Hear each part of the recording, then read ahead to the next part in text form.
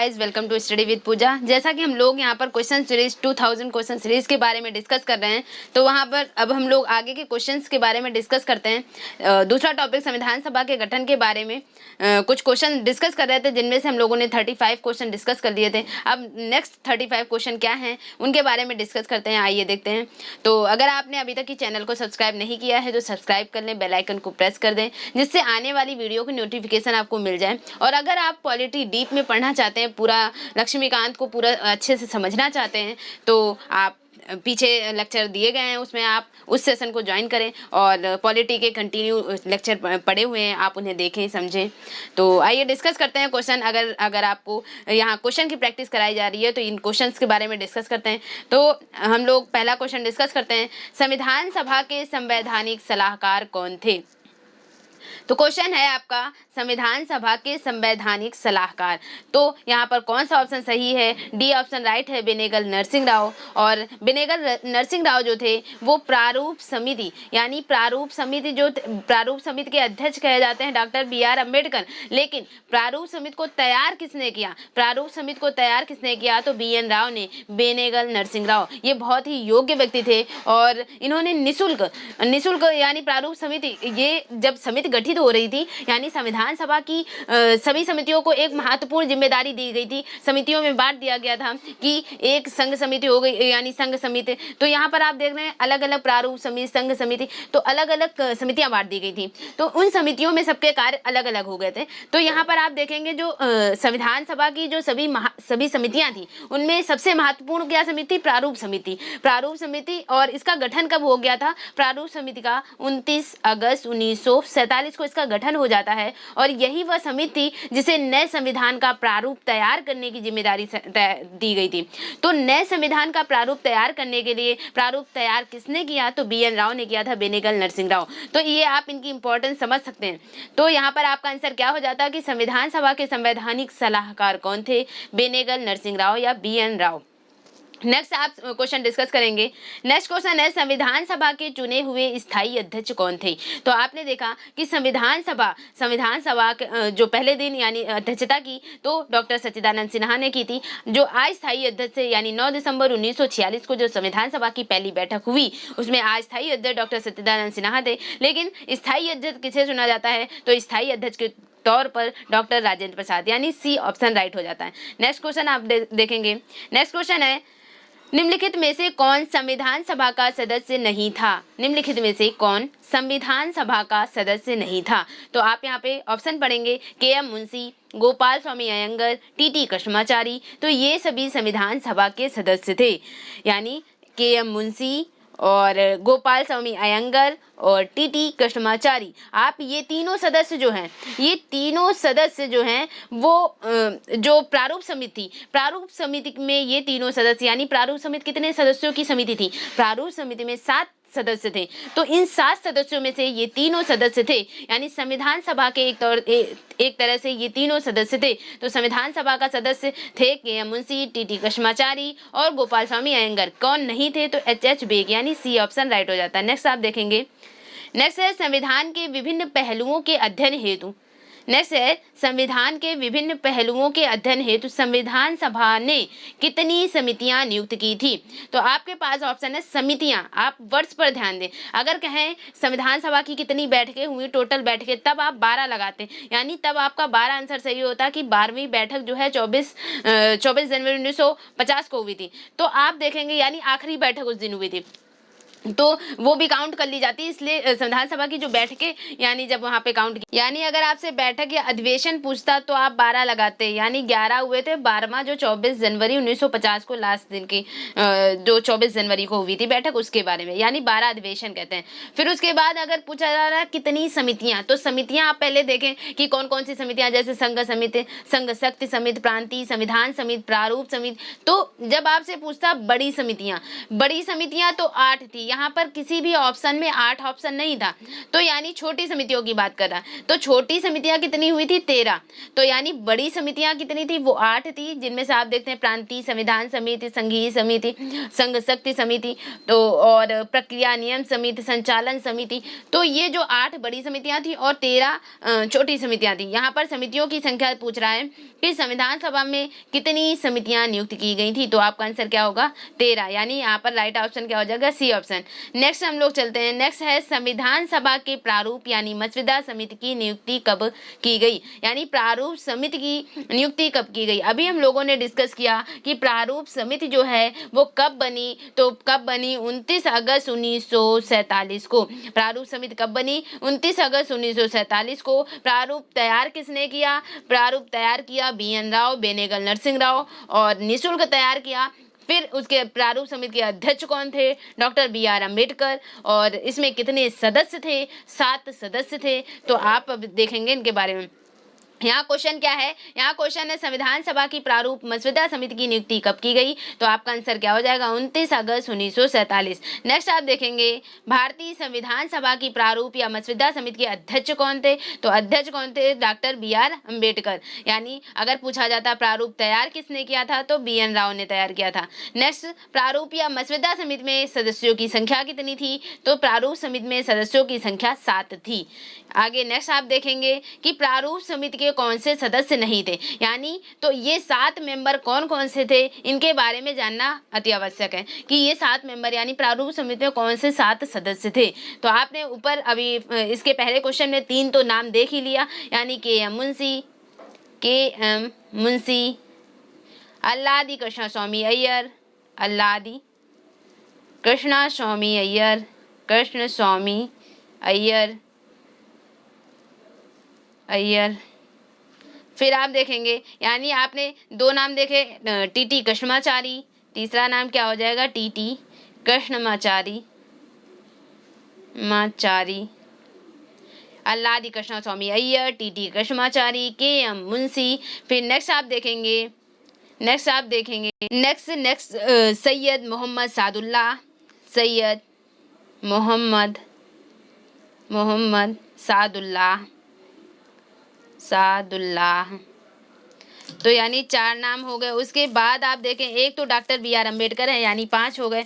फिर उसके बाद N माधव राव, और फिर एक नेक्स्ट आप देखेंगे, यानी आपने क्या क्या नाम ले लिया? Doctor BR Ambedkar, Gopal Swami Iyengar, Alladi Krishnaswamy Iyer, KM Munshi, Mohammad Sadullah, N Madhav Rao और TT कृष्णमाचारी। और ये हैं 7 नाम। आई थिंक आपने काउंट कर लिया कि आपने क्या देखा। फर्स्ट नाम आपने देखा कि BR अम्बेडकर, सेकंड नाम क्या देखा? गोपाल स्वामी अयंगर, थर्ड नाम अल्लादी कृष्णस्वामी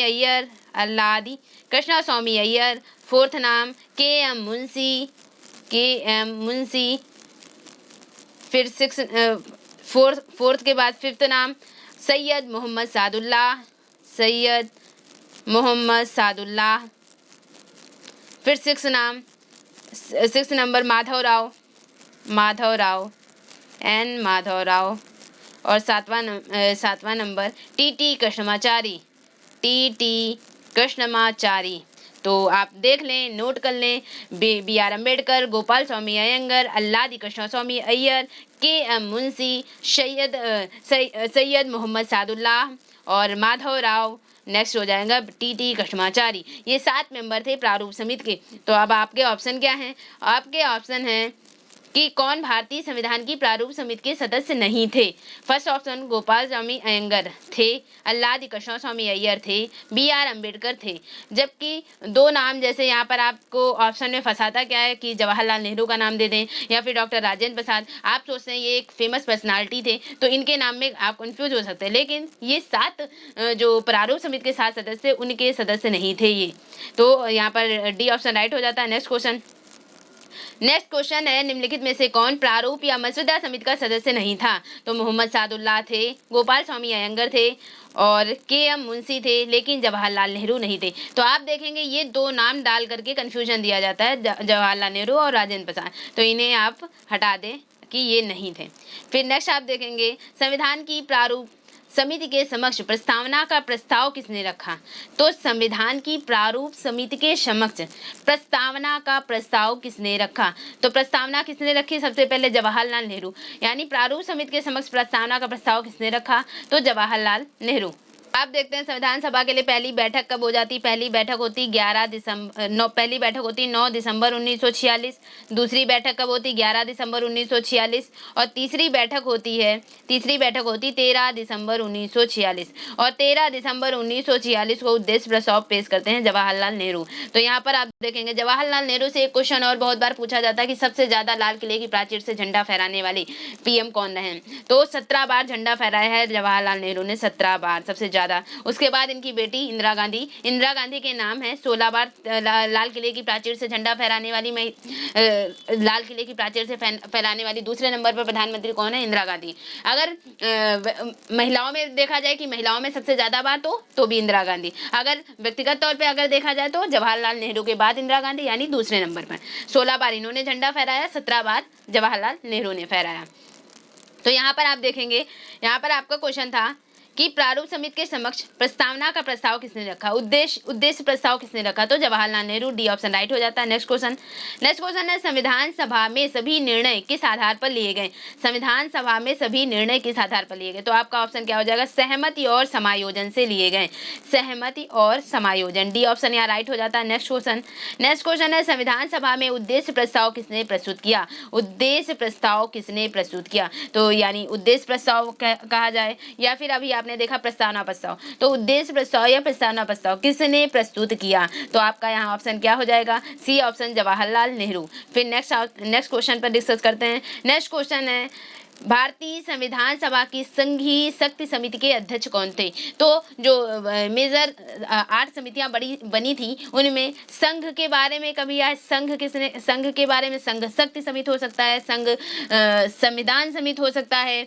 तो यहाँ इनके अध्यक्ष कौन बनाए जाएंगे? इनके अध्यक्ष संघ शक्ति समिति या संघ संविधान समिति? जवाहरलाल नेहरू। संघ के बारे में आएगा तो जवाहरलाल नेहरू। प्रारूप किसने बना? प्रारूप समिति का अध्यक्ष पूछा जाएगा डॉक्टर BR अम्बेडकर। संचालन के बारे में, यानी संचालन तो हमारा माइंड मेकअप क्या होना चाहिए? जो संचालित कर रहा हो, तो संचालित कौन करेगा? यानी उस समय डॉक्टर राजेंद्र प्रसाद थे राष्ट्रपति के रूप में, यानी संचालन इनके माध्यम से हो सकता। तो क्या हम इसमें फिट बैठा सकते हैं? यानी संचालन समिति तो डॉक्टर राजेंद्र प्रसाद। संचालन जो करेगा वही नियम बनाएगा, यानी नियम समिति के डॉक्टर राजेंद्र प्रसाद। तो आप संचालन समिति, नियम समिति डॉक्टर राजेंद्र प्रसाद, संघ शक्ति समिति या संघ संविधान समिति डॉक्टर जवाहरलाल नेहरू। फिर उसके बाद प्रारूप समिति के डॉक्टर BR अम्बेडकर।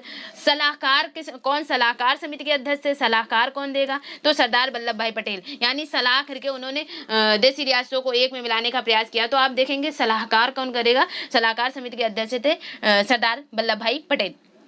फिर उसके बाद मूल सलाहकार को भी 2 भागों में बांटते, मूल अधिकार समिति और अल्पसंख्यक समिति। अल्पसंख्यक के हैं SC मुखर्जी, मूल अधिकारों के थे JB कृपलानी। फिर उसके बाद देखेंगे संघ शक्ति समिति, आपने देख लिया। प्रांतीय संविधान समिति, प्रांतों में, यानी प्रांतीय संविधान समिति प्रांतों को मिलाने का काम किया। प्रांतीय संविधान समिति के अध्यक्ष कौन हो गए? सरदार वल्लभ भाई पटेल। यानी सरदार वल्लभ भाई पटेल प्रांतीय संविधान समिति और सलाहकार समिति सरदार वल्लभ भाई पटेल। प्रारूप के डॉक्टर BR अम्बेडकर। संघ शक्ति समिति, संघ संविधान समिति जवाहरलाल नेहरू। और संचालन समिति या नियम समिति डॉक्टर राजेंद्र प्रसाद। तो ये थी बड़ी समितियां। तो यहाँ पर आप संघ शक्ति समिति आप तो इसके अध्यक्ष कौन हो जाएंगे? Jawaharlal Nehru. Next question discuss करते हैं। भारतीय संविधान को अपनाया गया। भारतीय संविधान को किसके द्वारा अपनाया गया? तो भारतीय संविधान को संविधान सभा द्वारा अपनाया गया। फिर नेक्स्ट आप देखेंगे संविधान सभा में, ठीक है, संविधान सभा में यानी अंगीकृत अधिनियमित कब कर दिया गया? 26 नवंबर 1949 को। ठीक, आगे देखते हैं। भारत को एक संविधान देने का प्रस्ताव संविधान सभा द्वारा पारित किया गया। भारत को एक संविधान देने का प्रस्ताव संविधान सभा द्वारा पारित किया गया। कब पारित किया गया एक संविधान देने का प्रस्ताव? तो कब पारित किया गया? तो इसका ऑप्शन क्या हो जाएगा? इसका ऑप्शन हो जाएगा जनवरी 1947। 22 जनवरी 1947 को भारत को एक संविधान देने का प्रस्ताव संविधान सभा द्वारा पारित किया गया। नेक्स्ट हम क्वेश्चन पर डिस्कस करते हैं। नेक्स्ट क्वेश्चन है, संविधान निर्मात्री सभा में झंडा समिति के अध्यक्ष कौन थे? तो झंडा समिति के अध्यक्ष आप मोस्टली बुकों में देखेंगे इसका आंसर जेबी कृपलानी दिया मिलेगा, लेकिन जेबी कृपलानी गलत आंसर है। जेबी कृपलानी किसी भी समिति के अध्यक्ष, यानी यहाँ पर जो आचार्य जेबी कृपलानी थे वो किसी झंडा समिति के अध्यक्ष नहीं थे, ना ही कोई सदस्य रहे हैं जेबी कृपलानी। तो ये जेबी कृपलानी जो अन्य बुकों में कई सारी बुकों में आपने देखा होगा, पढ़ा होगा, तो ये जेबी कृपलानी गलत ऑप्शन है, यहाँ गलत आंसर है। यहाँ पर फिलहाल तो कोई ऑप्शन नहीं सही है कि संविधान निर्मात्री सभा, आपको मैं बता दूं झंडा समिति जो है, यानी संविधान निर्मात्री सभा में झंडा समिति के अध्यक्ष, तो झंडा समिति जो है वो भारतीय इतिहास में 2 झंडा समितियों का उल्लेख मिलता है, 2 झंडा समितियों के बारे में उल्लेख चर्चा की जाती है। एक जो झंडा समिति वो कांग्रेस के कराची अधिवेशन में गठित झंडा समिति की बात होती है, कांग्रेस के कराची अधिवेशन में गठित झंडा समिति के कराची अधिवेशन, और कांग्रेस के कराची अधिवेशन में जो झंडा समिति यानी 1931 में गठित की गई थी, और उसके अध्यक्ष कौन बनाए गए थे? इसके अध्यक्ष थे सरदार वल्लभ भाई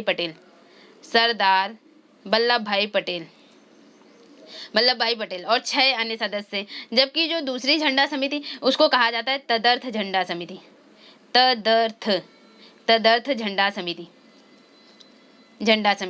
और तदर्थ झंडा समिति का जो संविधान निर्मात्री परिषद ने 23 जून 1947 को गठन किया, और जिसके अध्यक्ष कौन बनाए गए थे? तदर्थ झंडा समिति के अध्यक्ष थे डॉक्टर राजेंद्र प्रसाद। तो आप देखेंगे ना डॉक्टर राजेंद्र प्रसाद यहाँ ऑप्शन है, ना ही सरदार वल्लभ भाई पटेल ऑप्शन है। इसलिए यहाँ पर आपका आंसर क्या होगा? संविधान निर्मात्री सभा द्वारा बनाना है। यानी कांग्रेस के कराची अधिवेशन में अध्यक्ष कौन थे? सरदार वल्लभ भाई पटेल। लेकिन संविधान निर्मात्री सभा में अध्यक्ष कौन बनाए गए थे? तो डॉक्टर राजेंद्र प्रसाद। यहाँ पे आपका कोई ऑप्शन नहीं सही है, तो आप सही आंसर मार्क करके चलें, डॉक्टर राजेंद्र प्रसाद। नेक्स्ट है, राष्ट्रीय झंडे की अभिकल्पना को भारत की संविधान सभा में कब ग्रहण किया गया? तो यानी राष्ट्रीय झंडे को संविधान सभा में कब ग्रहण किया गया? तो इसका राइट आंसर क्या हो जाएगा? जुलाई 1947। यानी राष्ट्रीय झंडे को कब? तो 22 जुलाई 1947 को ग्रहण किया गया था राष्ट्रीय झंडे को। तो यहाँ ऑप्शन क्या हो जाएगा? राइट आंसर सी हो जाएगा, ऑप्शन सी हो जाएगा। नेक्स्ट क्वेश्चन डिस्कस करते हैं। नेक्स्ट क्वेश्चन है, भारतीय संविधान सभा ने भारतीय राष्ट्रीय ध्वज की रूपरेखा को अंगीकार कब किया? यानी भारतीय संविधान सभा ने भारतीय राष्ट्रीय ध्वज यानी राष्ट्रीय झंडे की रूपरेखा कब स्वीकार की? तो 22 जुलाई 1947। कौन सा ऑप्शन सही हो जाएगा? डी ऑप्शन राइट हो जाएगा। नेक्स्ट क्वेश्चन डिस्कस करते हैं। नेक्स्ट क्वेश्चन है, संविधान सभा ने संविधान को अंतिम रूप से किस दिन पारित किया? तो किस दिन पारित किया, यानी लागू कब किया? 26 जनवरी 1950 को। और अंगीकृत, आप संविधान की प्रस्तावना आप डिस्कस कर चुके हैं, तो संविधान की प्रस्तावना क्या है कि 26 नवंबर 1949 को अंगीकृत, अधिनियमित एवं आत्मार्पित, ये तीनों शब्द कहीं आ जाएं। अंगीकृत कब किया गया, अधिनियमित कब किया गया, या आत्मार्पित कब किया गया, या अंतिम रूप किस दिन पारित किया गया? तो आपका आंसर क्या होना चाहिए? आपका आंसर होना चाहिए 26 नवंबर 1949, जो कि संविधान की प्रस्तावना में उल्लिखित है।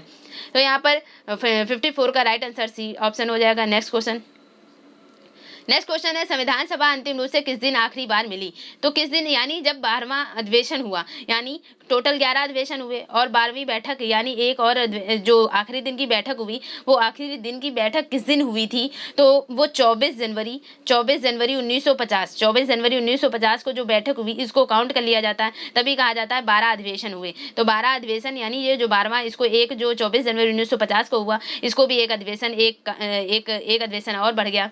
तो इस तरह से 12 अधिवेशन हुए, और अंतिम बैठक यानी आखिरी रूप में आखिरी दिन कब मिली संविधान सभा अंतिम रूप में? तो 24 जनवरी 1950, यानी सी ऑप्शन राइट हो जाता है। नेक्स्ट क्वेश्चन आप डिस्कस करेंगे, संविधान सभा में कितने उपस्थित सदस्यों ने संविधान पर हस्ताक्षर किए? तो संविधान सभा में कितने उपस्थित सदस्यों ने संविधान पर हस्ताक्षर किया? तो आप देखेंगे 284 सदस्यों के, जो आपकी संविधान की बुक लिखी हुई है और उसकी जो ओरिजिनल कॉपी है, आप देखेंगे उसमें 284 सदस्यों के जो ओरिजिनल सिग्नेचर हैं, वो ओरिजिनल सिग्नेचर बने हुए हैं। तो 284 सदस्यों ने संविधान पर हस्ताक्षर किया।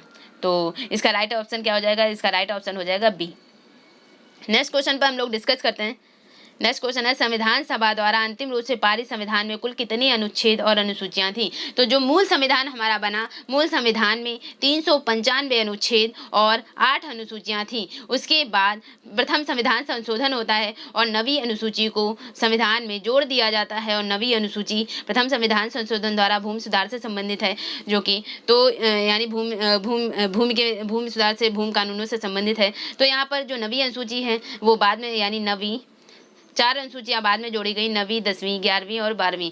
तो इन 4 अनुसूचियों से, यानी वर्तमान समय में अनुसूचियों की संख्या कितनी है? 12। और आर्टिकल आपसे पूछा जाए तो 395, लेकिन अभी क्या है कि 465 जो है आर्टिकल बताए जाते हैं, जो कि सब पार्ट के अकॉर्डिंग बांट दिए गए, यानी जैसे कि 243 के आप देखेंगे आर्टिकल 243 में 15 और सब पार्ट हो गए, 243 ए, बी, सी, डी, तो इस तरह से ओ तक की। तो यहाँ पर आप देखेंगे सबके सब पार्ट, तो इस तरह से टोटल सारे काउंट करके बता दिए जाते हैं कि 400 मतलब 465, लेकिन जो मूल यानी 395 थे वो 395 अभी तक ही बरकरार, इनके सब पार्ट बनते जाते हैं।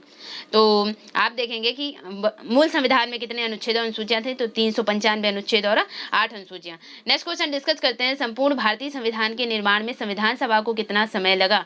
तो संविधान सभा को गठित करने में, यानी संविधान सभा को कितना समय लगा संविधान बनाने में, लिखने में, पूरा तैयार करने में? 2 वर्ष 11 माह और 18 दिन, यानी 2 वर्ष 11 माह और 18 दिन, इतने दिन में हमारा संविधान बनकर लिखा गया। तो आप देखेंगे 60 देशों के संविधानों का अध्ययन करने के बाद जो मेन पॉइंट हैं, यानी जो सबसे पॉजिटिव इफेक्ट हर देश का निकाल करके कि यहाँ पर इस चीज़ के सारे पॉजिटिव फैक्ट हैं, तो उन फैक्ट को अपने में शामिल कर दिया गया, जिनमें से अगर कहा जाए 40% जो भाग है वो 1935 के भारत शासन अधिनियम से जो कहते हैं उठाकर रख लिया गया है। तो आप देखेंगे काफ़ी कुछ 40 to 60% 1935 के भारत शासन अधिनियम से, और ये भी कहा जाता है कि 60 देशों के संविधानों का अध्ययन करने के बाद अपने यहाँ के संविधान की बुक लिखी गई है।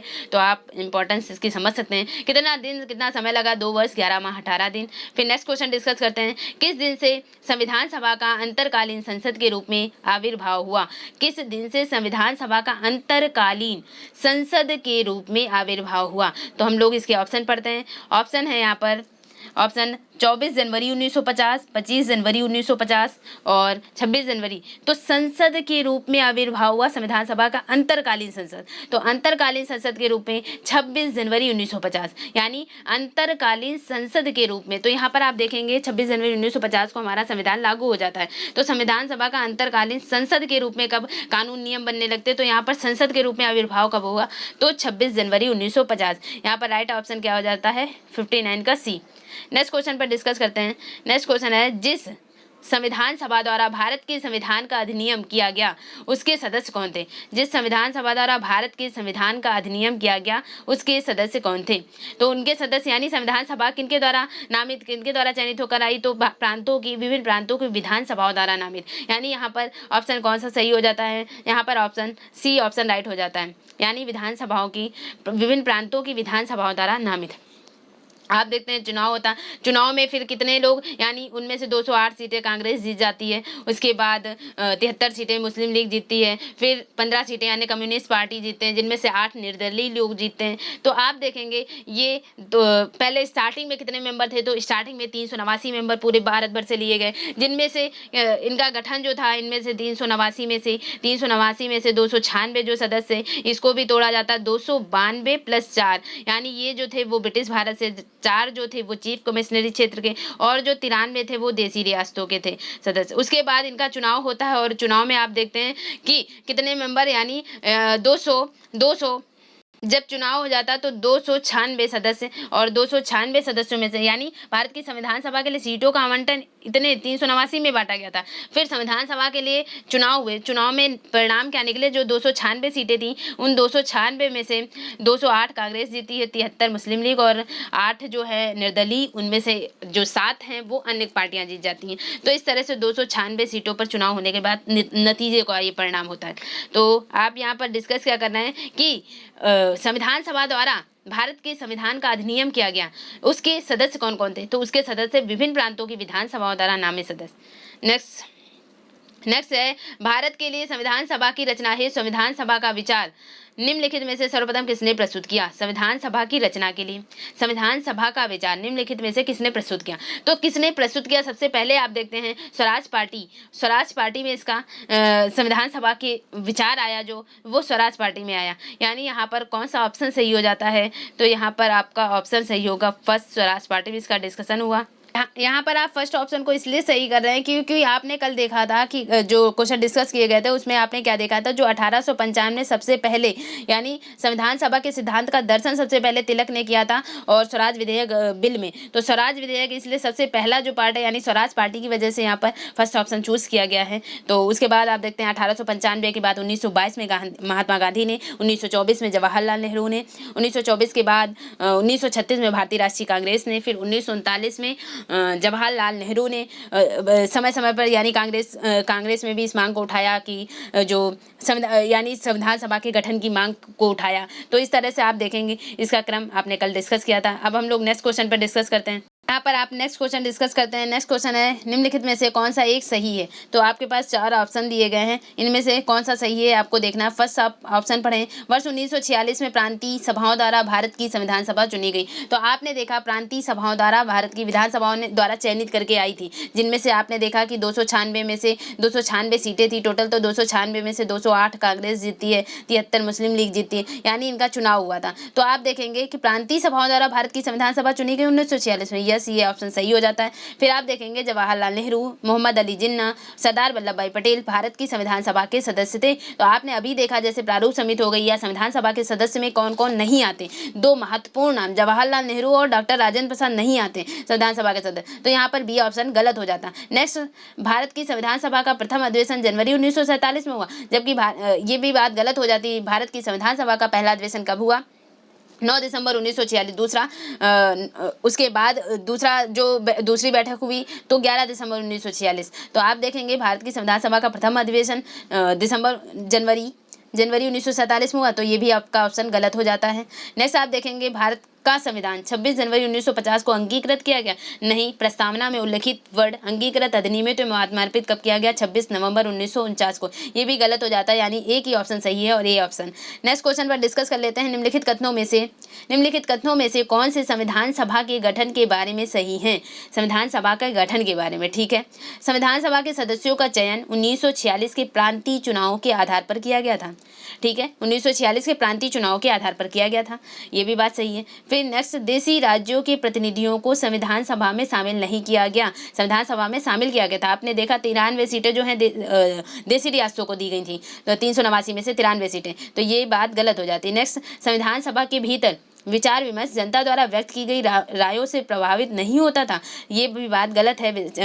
यानी विधानसभा द्वारा ये सदस्य चुनकर लाए गए थे। तो यहाँ पर आप देखेंगे विचार विमर्श जनता द्वारा व्यक्त की गई रायों से प्रभावित नहीं होता था, ये बात यहाँ पर गलत हो जाती है। और सामूहिक सहभागिता का भाव उत्पन्न करने के लिए जनता से सुझाव मांगे गए थे, ये बात सही है, सुझाव मांगे गए थे। यानी आपका राइट आंसर क्या हो जाता है? राइट आंसर 1 और 4 यानी डी ऑप्शन। 63 का डी ऑप्शन राइट हो जाता है। नेक्स्ट क्वेश्चन डिस्कस कर लेते हैं।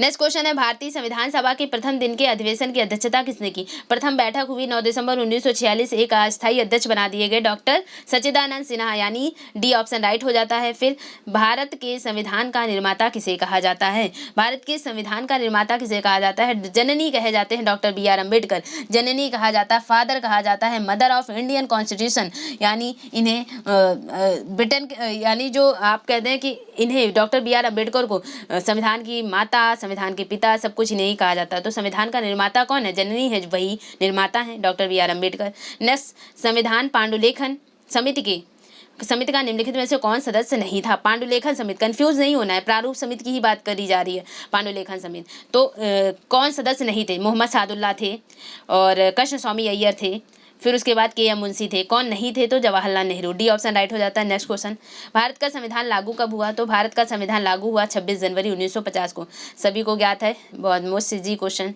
फिर नेक्स्ट क्वेश्चन, संविधान को 26 जनवरी के दिन लागू करने का निर्णय किस निर्णय इसलिए किया गया, तो 26 जनवरी को ही क्यों संविधान लागू किया गया, तो इसका पीछे का इतिहास हम लोग ऐड करते हैं कि 1930 यानी 1929 में लाहौर की रावी नदी के तट पर पूर्ण स्वतंत्रता यानी पूर्ण स्वराज्य की मांग की गई थी। तो इस वजह से ही 26 जनवरी यानी 26 जनवरी के दिन ही जो है यानी संविधान 26 जनवरी के दिन लागू किया गया। तो यहाँ पर आप देखेंगे कि निर्णय करने के लिए इसलिए किया गया क्यों, क्योंकि कांग्रेस ने स्थिति को 1929 के बाद 1930 आता, तो 1930 में स्वतंत्रता दिवस के रूप में मनाया था। तो स्वतंत्रता दिवस के रूप में मनाया था, इसलिए यहाँ पर ऑप्शन कौन सा सही हो जाता है, इसका ऑप्शन ए राइट हो जाता है। नेक्स्ट आप देखेंगे भारतीय संविधान सभा में महिला सदस्यों की कुल संख्या कितनी थी।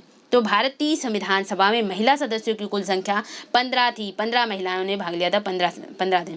तो यहाँ पर आपने आज 35 क्वेश्चन डिस्कस किए, कल 35 क्वेश्चन डिस्कस किए थे। तो आपने इसके बाद हम लोग नेक्स्ट 2000 सीरीज़ में आगे के क्वेश्चन डिस्कस करते जाएंगे। आप कंटिन्यू जुड़े रहें, ये आपके रिवीजन का एक अच्छा तरीका है। और आप ताकि आप चीज़ें आपने जो चीज़ें पॉलिटी के सेशन में पढ़ी हैं, आप उन चीज़ों को यूज़ कर पाएँ, यहाँ पर आप सीख पाएँ, चीज़ों को रिवीजन कर पाएँ। तो आई होप अगर आप सिर्फ दिन के 24 से 25 मिनट या 30 मिनट तक की आपको देना है और आपका एक अच्छा सेशन रिवीजन के तौर पर हो सकता है, तो आई थिंक आपको अच्छा लगा होगा सेशन। लाइक करें, कमेंट करें, शेयर करें और ज़्यादा से ज़्यादा शेयर करें। तो do subscribe my channel. Thank you दोस्तों। कोई सजेशन देना चाहें तो आप नीचे कमेंट बॉक्स में टाइप कर सकते हैं। Thank you.